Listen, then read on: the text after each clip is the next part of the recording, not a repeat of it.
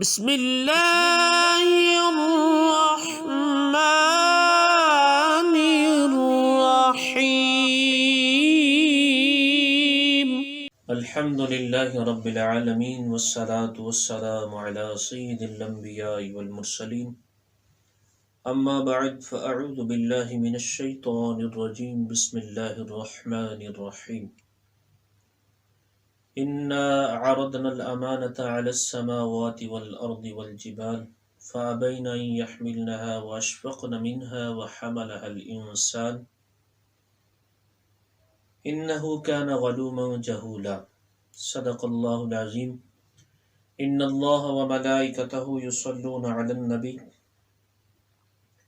يا أيها الذين آمنوا صلوا عليه وسلموا تسليما الصلاة والسلام عليك يا رسول الله الصلاة والسلام عليك يا حبيب الله الصلاة والسلام عليك يا نبي الله وعلى آلك وأصحابك يا نور الله۔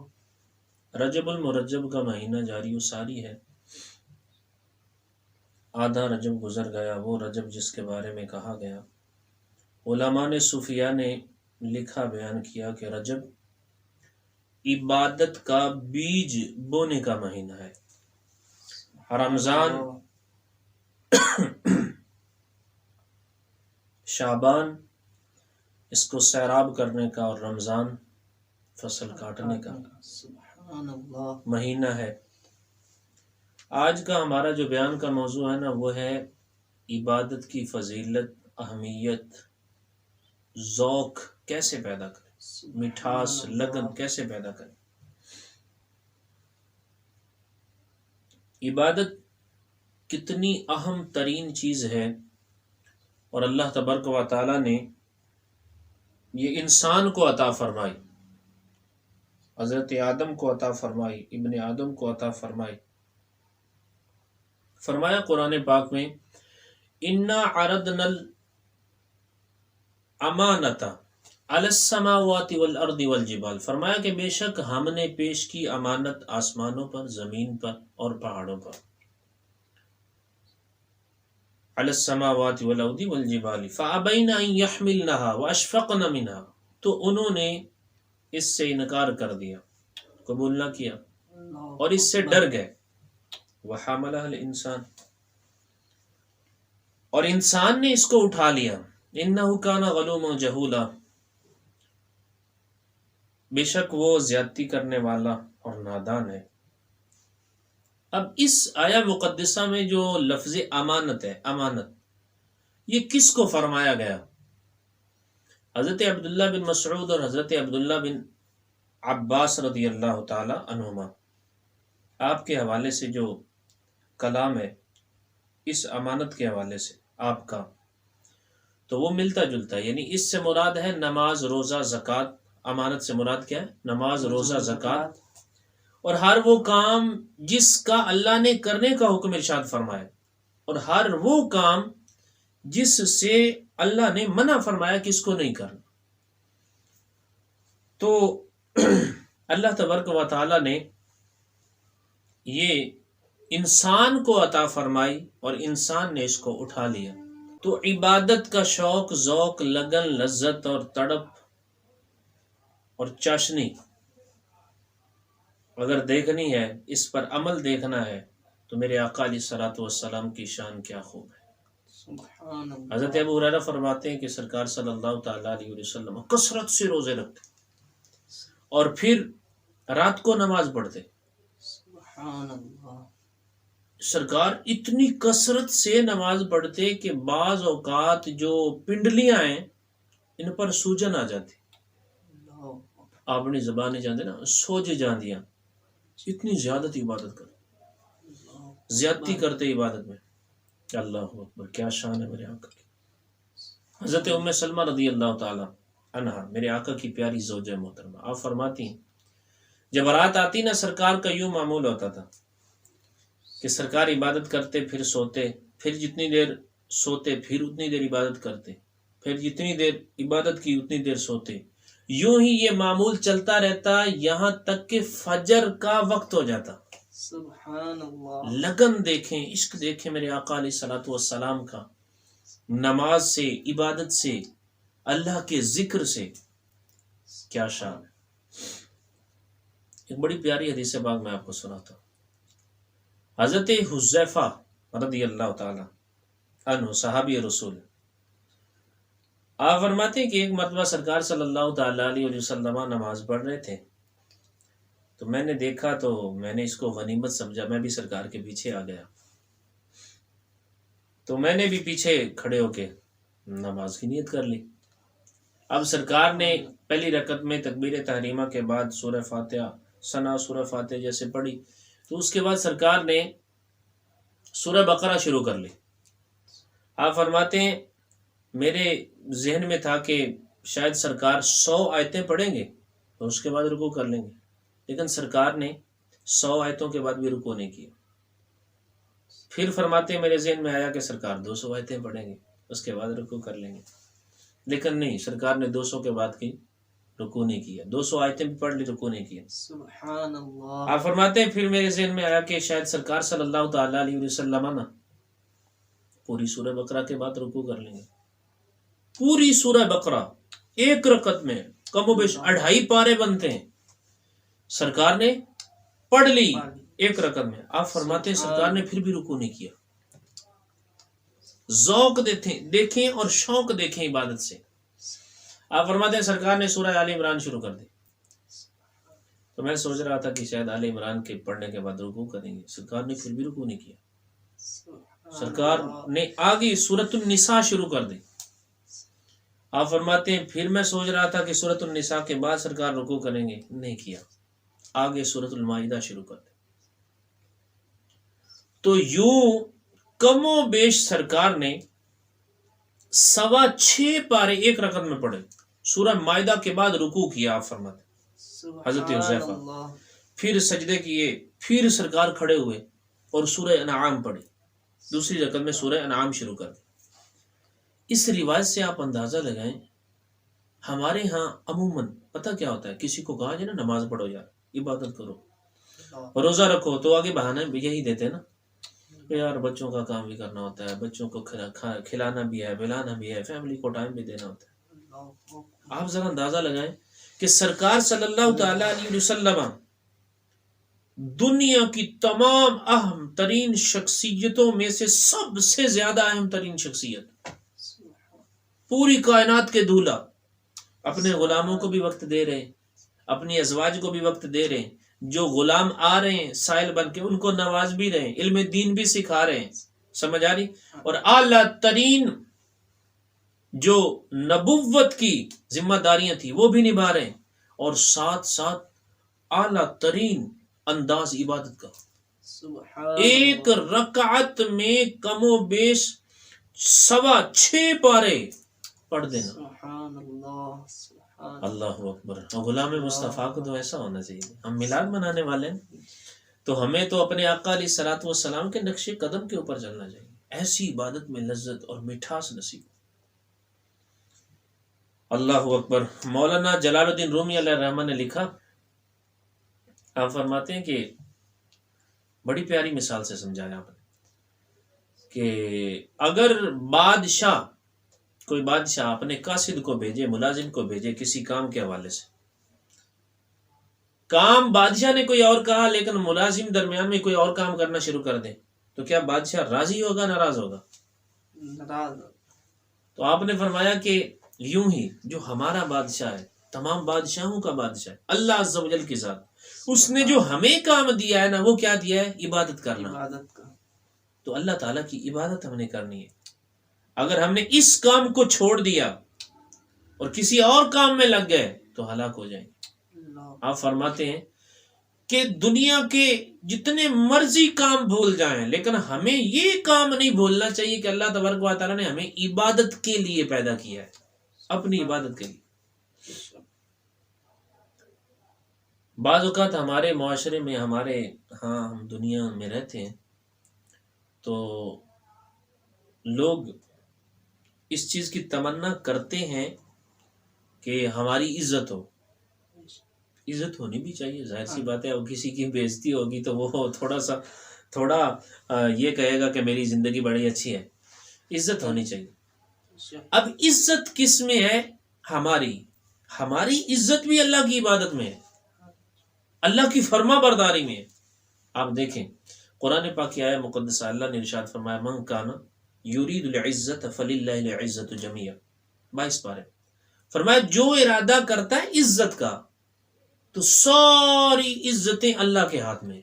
سبحان اللہ. اس کے حوالے سے حضرت سیدنا قتادہ آپ فرماتے ہیں من کان یرید العزت، جو ارادہ کرتا ہے نا عزت کا، فلیتعزز بطاعت اللہ، اس کو چاہیے کہ وہ عزت حاصل کرے اللہ کی فرما برداری کرنے کے ساتھ. یعنی آپ فرماتے ہیں اگر عزت چاہیے نا پھر نیک بن جاؤ، نیکوکار بن جاؤ، خوف خدا میں رونے والے بن جاؤ، عشق مصطفیٰ میں تڑپنے والے بن جاؤ، نیکیاں کرنے والے بن جاؤ، اللہ کا ذکر کرنے والے بن جاؤ. اللہ تبارک و تعالیٰ تمہاری عزتیں بڑھا دے گا، آمین. کیونکہ عزت ہے اسی میں. اللہ راضی ہو گیا تو رزق بھی ایسی جگہ سے ملے گا جہاں سے وہم و گمان میں بھی نہیں ہوگا. سبحان اللہ. تو اچھی زندگی، عزت و شان والی زندگی، اگر قرآن کی آیت دیکھیں نا تو یہ اللہ کے ذکر میں ہے، اللہ کی فرما برداری میں ہے. آپ دیکھیں ایک اور آیہ مقدسہ، اللہ نے ارشاد فرمایا من عمل صالحا من ذکر او انثى وهو مؤمن فلنحيينه حیاتا طیبہ. اللہ نے ارشاد فرمایا، کتنا حسین ترین کلام ہے، فرمایا جس نے نیک عمل کیا، مرد ہے یا عورت ہے مومن ہے مسلمان، فَلَنُحْيِيَنَّهُ حَيَاةً طَيِّبَةً، اللہ فرماتا ہے ہم اس کو اچھی خوبصورت ترین زندگی جلائیں گے. تو اللہ تبارک و تعالیٰ نے اس قرآن پاک کی آیت میں کیا فرمایا؟ جو نیک عمل کرے گا، مرد ہو یا عورت ہو مومن، تو ہم اس کو خوبصورت ترین اچھی زندگی عطا فرمائیں گے. سبحان اللہ. تو اگر شان، عزت اور حلم والی، عظمت والی، عزت والی زندگی چاہیے نا، ہم نیک بن جائیں. پھر عبادت کا ذوق اور شوق پیدا کر. عبادت کیسے کرنی چاہیے؟ ہمارے ہاں تو اب معاملات عجیب و غریب ہوتے ہیں کہ ہم وہ منٹوں سیکنڈوں کے اوپر لگ گئے عبادت کے حوالے سے. اللہ اکبر. لیکن قربان جائیے صحابہ، ایک صحابی جو ہے عاشق قرآن، شیدائی نماز کے اور تلاوت قرآن کے. یہ واقعہ حضرت جابر رضی اللہ تعالیٰ عنہ سے مروی ہے کہ آپ فرماتے ہیں کہ ایک غزوے سے واپسی پر ہم آ رہے تھے، تو پہاڑی علاقہ تھا، پہاڑی راستہ تھا، تو کسی جگہ پہ ہم ٹھہر گئے. تو سرکار نے فرمایا یہ رات یہاں گزاریں گے تو کل یہاں سے چلیں گے. تو جب صحابہ وہاں رک گئے تو سرکار نے صحابہ کو جمع کیا، فرمایا تم میں سے پہرا کون دے گا، پارا کون دے سی. تو ایک انصاری صحابی اور ایک مہاجر صحابی جو ہیں وہ کھڑے ہو گئے، انہوں نے عرض کیا رسول اللہ صلی اللہ تعالی علیہ وسلم ہم پہرا دیں گے. سبحان اللہ. اب کیا ہوا، بقیہ صحابہ آرام کرنے لگے، سرکار بھی تشریف فرما ہو گئے. اب وہ مہاجر صحابی اور انصاری صحابی آپس میں نا مشورہ کر رہے ہیں. انصاری صحابی نے کہا مہاجر کو کہ آپ آدھی رات نا آرام کر لیں اور میں آدھی رات پہرا دیتا ہوں، پھر میں سو جاؤں گا، آپ پہرا دینا. انہوں نے کہا چلو ٹھیک ہے میں سو جاتا ہوں. اب وہ مہاجر صحابی سو گئے، لیکن انصاری صحابی جو ہے نا انہوں نے نماز پڑھنی شروع کر دی، نماز پڑھنا شروع کی اور نماز میں سورہ کہف شروع کر دی. اتنے میں پہاڑی علاقہ تھا، پہاڑیوں سے کسی دشمن نے دیکھ لیا، کافر نے، مشرک نے. اس نے دیکھا تو اس نے تو تیر چلا دیا، وہ صحابی کے پہلو میں آ کے تیر لگا. اللہ اکبر. آپ نے حرکت نہیں کی، ذرا نماز سے عشق دیکھیں، محبت دیکھیں، لگن دیکھیں، کوئی حرکت نہیں کی. تیر آیا لگا پہلو میں، کھڑے نماز پڑھ. اس نے دوسرا تیر چلایا، دوسرا تیر بھی آپ کو لگ گیا اس انصاری صاحب. اس نے تیسرا چلا، تیسرا بھی لگ گیا. اب تیسرے تیر کے بعد نا اس صحابی رسول دیکھیں کیسا عاشق نماز اور عاشق قرآن ہے صاحب. سبحان اللہ. تیسرے تیر کے بعد نا اس نے جلدی سے نماز کمپلیٹ کی، سلام پھیرا اور اس مہاجر صحابی کو اٹھا دیا کہ یار لگتا ہے ہمارے اوپر حملہ ہو گیا۔ اس مہاجر صحابی نے کہا آپ نے مجھے جگایا نہیں، پہلے جگا دیتے، تو یہ کیا ہوا ہے؟ تو انہوں نے کہا کہ یار معاملہ اس طرح تھا کہ میں نماز پڑھ رہا تھا، مجھے پہلا تیر لگا، دوسرا لگا، تیسرا لگا، تو میں چاہ رہا تھا کہ سورہ کہف میں نے شروع کی ہے تو جب مکمل ہوگی تو نماز ختم کروں گا۔ سبحان اللہ۔ تو اس انصاری صحابی نے کہا کہ اگر مجھے سرکار نے پہرے کا پر مقرر نہ کیا ہوتا نا تو میری اگرچہ جان بھی چلی جاتی، میری ڈیتھ بھی ہو جاتی نا، پھر بھی میں نماز اس وقت تک مکمل نہ کرتا جب تک سورہ کہف مکمل نہ ہو جاتی۔ سبحان اللہ۔ اللہ، آپ ذرا اندازہ لگائیں، ایک طرف جان ہے، 3 تیر لگ گئے جسم میں، دوسری طرف نماز ہے، قرآن ہے، اللہ اکبر۔ یہ تھی وہ ہستیاں جن کی تربیت میرے اور آپ کے آقا صلی اللہ تعالی علیہ وسلم نے کی تھی، ایسی عظیم ترین شخصیات، ایسی نماز سے محبت کرنے والی، ایسی اللہ کے ذکر کے اوپر فدا ہونے والی، ایسی عاشق تلاوت شخصیات۔ کیسا یہ صحابی تھا یار، کتنی لگن سے عبادت کر رہا ہے، ادھر سے جان کا خطرہ ہے، جان چلی جائے گی، تیر برسائے جا رہے ہیں۔ تو بہرحال پھر وہ مہاجر صحابی نے اس صحابی کے تیروں کو نکالا۔ اللہ کرے اللہ ان صحابہ کے صدقے ہمیں بھی یار ذوق اور شوق عبادت کا نصیب فرما، آمین۔ ذوق و شوق سے اللہ کی بارگاہ میں حاضر ہونے والے بن جائیں۔ تو اللہ تبارک و تعالیٰ کی بارگاہ میں حاضری، اس کے آداب اور صحابہ کا انداز بڑا نرالا ہے۔ سبحان اللہ۔ صحابہ کا عشق کی عبادت سے دیکھیں، لگن دیکھیں۔ حضرت معاذ بن جبل رضی اللہ تعالیٰ عنہ، آپ کے حوالے سے آتا ہے جب آپ کا آخری وقت آیا، آخری ویلا، آخری ٹائم آیا، اس وقت آپ نے رونا شروع کر دیتا۔ تے کسی نے آکھیا جڑے قریب انہوں نے آکھیا کہ حضور کیوں رو رہے ہیں؟ آپ نے فرمایا میں دنیا کے لیے نہیں رو رہا، میں روندا اس وجہ تو پیاں کہ سخت گرمیاں دے وچ اور روزاں دی جڑی پیاس ہے میں او دے تو ہن محروم ہو جاس، ڈیتھ ہو جاسی نا، سکرات آ رہا ہے، روزے رکھنا اور او دے وچ پیاس لگنا، او دے نال اتنی محبت، فرمایا میں او دے تو محروم ہو جاس۔ نمبر 2 آپ نے فرمایا کہ سردیوں کی لمبی لمبی راتوں میں قیام کرنا، نماز پڑھنا، اللہ کی بارگاہ میں حاضر ہونا، میں اس سے محروم ہو جاؤں گا۔ اور نمبر 3 آپ نے فرمایا کہ میں علماء صحابہ میں جو علماء تھے ان کی مجلس میں حاضر ہونے سے محروم ہو جاؤں گا، یعنی وہاں حاضر ہو کے علم دین سیکھتا تھا۔ تینوں چیزیں دیکھیں، کتنی پائے کی چیزیں، کتنی کمال کی چیزیں، کیسی محبت ہے۔ دنیا چھوٹ رہی ہے لیکن رو کس لیے رہے؟ اس لیے رو رہے ہیں کہ وہ روزوں کی رونقیں وہ چلی جائے گی۔ اللہ اکبر۔ وہ جناب سردیوں کی لمبی لمبی راتوں میں اللہ کی بارگاہ میں جھکنا، قیام کرنا، عبادت کرنا، سبحان ربی الاعلیٰ کے پیارے نغمے پڑھنا، علم دین سیکھنا، قرآن کی محفلیں، ذکر اللہ کی محفلیں، ان سے محروم ہو جاؤں گا۔ اللہ اکبر۔ حضرت عروہ بن زبیر رضی اللہ تعالیٰ عنہ، ان کے حوالے سے میں نے ایک واقعہ پڑھا، آپ ذرا اندازہ لگائیں کہ کیسی عبادت سے آپ کو دل جمی تھی۔ کہ ان کو نا کوئی بیماری لگ گئی پاؤں کے اوپر، یہ آکلا کہتے ہیں اس کو۔ یہ آکلا کیا ہوتا ہے کہ تھرمی پھوڑا یہ نکل پوندا ہے تے جڑی جگہ تے نکل آوے نا پھر اس جگہ تو گوشت جڑا ہے نا اونوں ساڑ کے ڈھا چھڑدا ہے اور ہڈیاں ہی بچ جاندیاں۔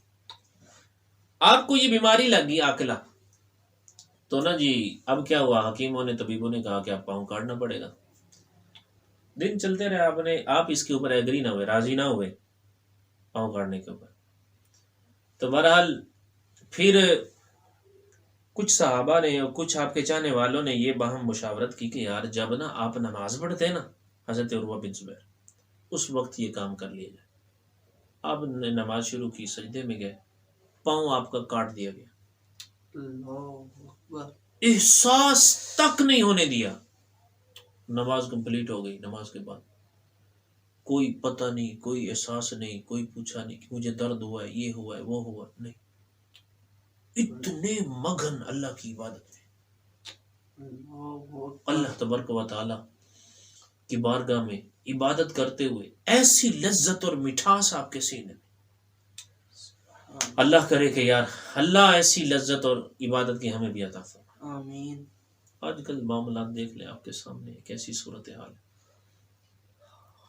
حضرت امام حسن بصری فرماتے ہیں نا کہ 3 چیزوں کے لطف، لذت، روحانیت، اس سے ہم محروم ہو گئے. نماز کی روحانیت سے، اور قرآن کی تلاوت اور دعا، ان کی روحانیت سے ہم محروم ہو گئے. آپ دیکھ لیں دعا ہو رہی ہوتی ہے، کوئی جناب میری ادھر خارج کر رہا ہوتا ہے، کوئی ادھر خارج کر رہا ہوتا ہے، عجیب و غریب اپنے کاموں میں لگے ہوتے ہیں. تلاوت قرآن میں گفتگو، باتیں ہو رہی ہوتی ہیں. اللہ اکبر. آپ فرماتے ہیں جس کو نماز میں، تلاوت قرآن میں اور دعا میں دل جمی حاصل ہو جائے، عاجزی و انکساری حاصل ہو جائے، توجہ للہیت حاصل ہو جائے، یہ بہت بڑی اللہ کی نعمت ہے، اسے شکر ادا کرنا چاہیے.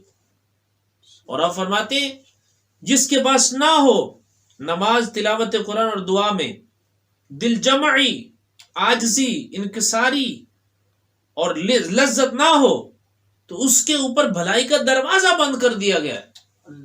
اتنے ججد تابعی حضرت امام حسن بصری رحمۃ اللہ تعالی آپ فرماتے. اللہ اکبر. ہمیں اپنا مقصد سمجھنا چاہیے، عبادت کرنی چاہیے، اللہ کو راضی کرنا چاہیے، اور جیسے کرنے کا حق ہے ویسے راضی کرنا چاہیے. اور یوں جیسے وہ پیاسا پانی کی طرف دوڑ دوڑ کر آتا ہے، ہمیں بھی یوں اپنے رب کی بارگاہ میں دوڑ دوڑ کر لگن کے ساتھ سجدوں کی شوق کی طرح بھاگتے ہوئے جناب اللہ کی بارگاہ میں حاضری دینی چاہیے، عبادت کرنی چاہیے، سجدے کرنے چاہیے. آپ ایسا کر کے دیکھیں، پھر دیکھیے گا زندگی میں کیسا نکھار آتا ہے. انشاءاللہ زندگی بدل جائے گی اور انشاءاللہ لطف ملے گا.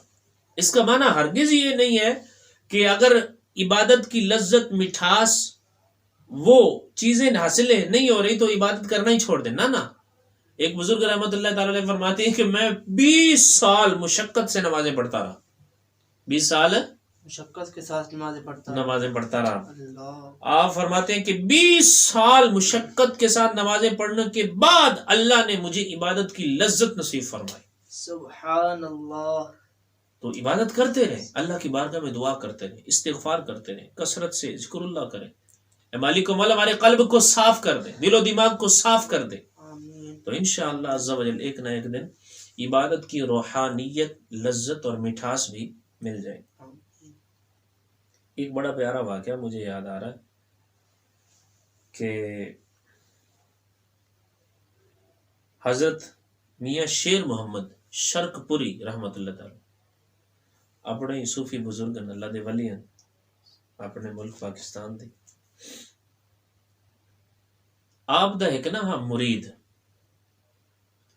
تے انہیں اپنے پتر نو قرآن پاک حفظ کروایا، لیکن ان دا پتر نماز نہیں پڑھتا. تے آپ نے ایک دن آکھیا کہ بابا جی،